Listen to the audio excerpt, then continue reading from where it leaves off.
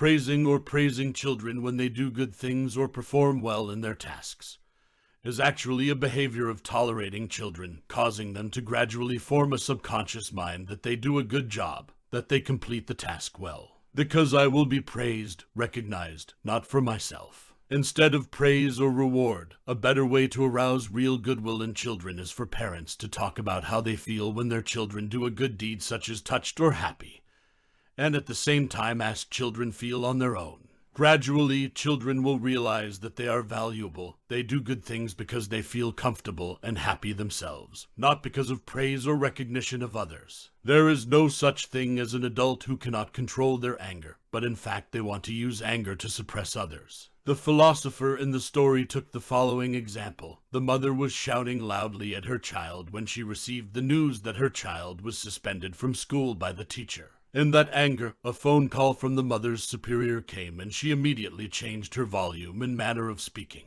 The communication style is very gentle, as if the child's suspension from school never happened. Therefore, it cannot be said that a mother cannot control her emotions when teaching her child. According to Adler's psychological foundation, saying that we can't control our emotions when we do or say hurtful things to others is really just blaming and avoiding responsibility. We absolutely can, but we already intentionally want to use that anger to suppress and make others do what we want. Right now you are unhappy not because of your past or circumstances, much less because of your incompetence, but because you actively choose unhappiness, because you lack the courage to step out of your comfort zone and aim for a better future. The philosopher in the story explains that past events such as hurt caused by someone, mistakes and failures, or difficult family situation despite the influence to a certain extent. But how and for how long you let those events affect your life depends entirely on your desires and subjective choices in the present. You choose to continue to blame and then stay stuck in the past, never get success and happiness, or you choose to bravely step through pain, disadvantage, and act towards your goal to get one better life. You are the only person who has the power to choose whether or not your past life affects the rest of your life. Past psychological trauma affects, but is not what determines a person's present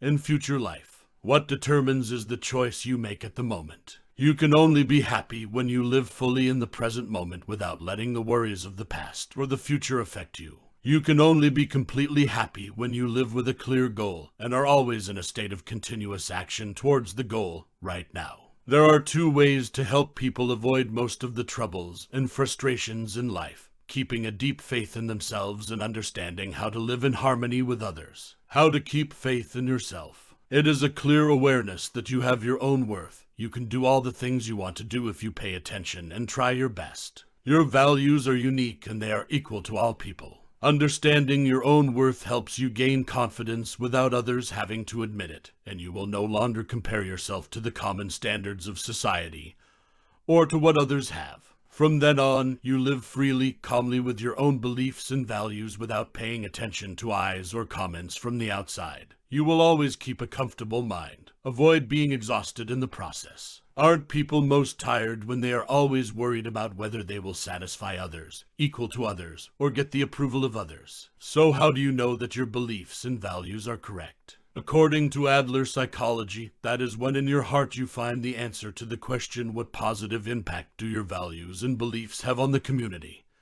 and society? The title Dare to be Hated of the book means dare to accept both your strengths and weaknesses to improve yourself day by day. Dare to live true to pursue your own beliefs and values. Dare to be hated is not a careless, selfish way of living that only thinks for itself and ignores the interests of others. What is it like to live in harmony with others? Firstly, it is realizing that we need to be the one to actively give trust, respect, and empathy to others first. You give good things, the universe will return the right things to you. While it may not be true in all cases, at least this awareness will help you to live light and peaceful every day. On the contrary, if we always look at others with suspicious eyes, scrutinize, evaluate, accept, measure, and measure, then we will certainly never have a sincere relationship. Besides, our psychology is always in a state of stress and fatigue when we have to defend, fight more than lose. Second, it is that each person needs to be clearly aware of what is his or her duty,